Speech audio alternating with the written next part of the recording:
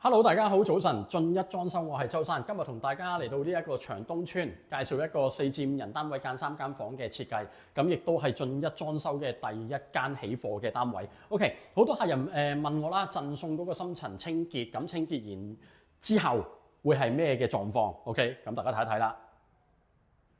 好，咁樣就清潔啦，就會全部櫃桶其實係會攞晒出嚟做晒清潔嘅，係啦。咁啊，差唔多一塵不染，拎包入住，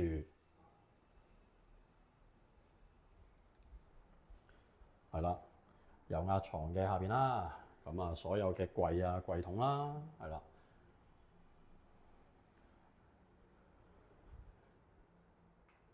OK。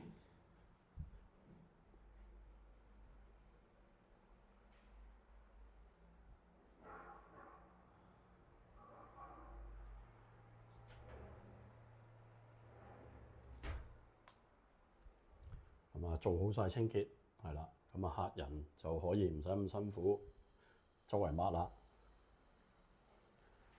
好，咁我而家就將啲櫃桶收翻好去，然之後再繼續同大家介紹呢一個單位啊。Hello， 啲櫃桶放翻好晒啦，咁我哋而家睇下啦，3間房係啦。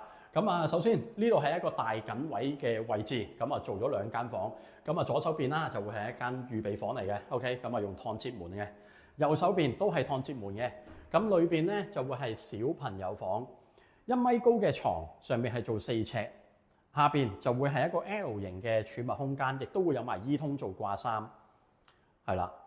跟住然之後咧，見到前邊咧就會係做翻3層梯級嘅上落啦，係啦，咁啊櫃桶嚟嘅3個都係，旁邊就會係書台，係啦 ，OK， 咁然之後第3間房，好啦，第3間房就喺呢一個細緊位嘅，係啦，咁啊房門啦 ，OK， 好，開門入去就會見到有一張4尺半嘅油壓床。好，床嘅旁邊就會係一個到頂衣櫃啦，係啦，有翻掛衫區啦，下邊3個櫃桶。因為呢一個細緊房嘅門位咧，本身咧就1米闊嘅，咁所以咧呢邊會做翻一個收口櫃。咁跟住然之後咧就會收翻細個房門嘅窿，係啦。好啦，咁啊，然之後出到嚟呢一個位置，坐梳化，然之後對住就會係一個電視櫃啦。咁就電視櫃啦，一個 C 字形啦，係啦。咁啊，做翻有玻璃櫃擺 display， 咁樣就滲光玻璃，係啦。咁啊，櫃桶啦，係啦。好，大門嘅旁邊，咁樣就會係一個曲尺到頂嘅 C 字櫃。咁呢個 C 字櫃呢度有個坐凳位，咁啊拎開下邊都可以做儲物 ，OK。咁啊可以坐喺度換下鞋啦，係啦。跟住然之後旁邊咁會係一個到頂嘅衣櫃嚟嘅。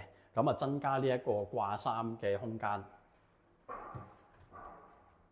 OK， 全部都係油壓門膠噶啦。咁啊，櫃桶係啦，放鞋啦，下邊鞋櫃。OK， 好，洗手間。咁樣就洗手間呢度就會做咗一個 PD 門啦，即係趟接門啦。OK， 好，趟接門開門入到去，左手邊就會係一個浴屏嚟嘅，弧形嘅浴屏。好啦，然之後浴屏對住啦。即係馬桶對住，就會係一個上下鏡櫃，一個曲尺嘅上下鏡櫃。鏡面做翻有燈3色選擇 ，OK， 有防霧，係啦。咁而旁邊亦都會有一個儲物櫃。咁呢個儲物櫃下邊咧就可以要嚟擺下啲地拖啊、掃把啊或者吸塵機啦，係啦。好，咁樣就洗手盤啦。OK。跟住然之後到廚房，咁就廚房啦。首先左手邊就會係放雪櫃嘅，呢一個積咧雪櫃係放喺裏邊嘅。咁然之後咧對住正前方咧就會係煮食爐啦，上面抽油煙機。咁然之後咧就會係鑽石型嘅地櫃，然之後就星盤。OK， 咁就上邊啦 L 型嘅吊櫃。咁樣咧呢一個吊櫃咧就做咗呢一個大細門打開。咁啊，儲物攞嘢亦都方便啲，係啦。先閂呢隻門，再閂呢隻門。OK， 旁邊就會係做咗一個5金拉籃，5金拉籃就可以放下一啲洗乾淨咗嘅碗啦、碟啦，咁樣啦。OK， 咁啊幫客人黐咗呢個珐琅板，係啦。咁啊呢個單位啦，亦都係由漆產底批灰，地下就鋪咗呢一個280米2嘅長條木紋磚。OK， 今日同大家介紹係咁多，多謝大家嘅收聽收睇。咁嚟緊亦都會繼續陸續有裝修好嘅單位同大家去分享少少嘅裝修設計。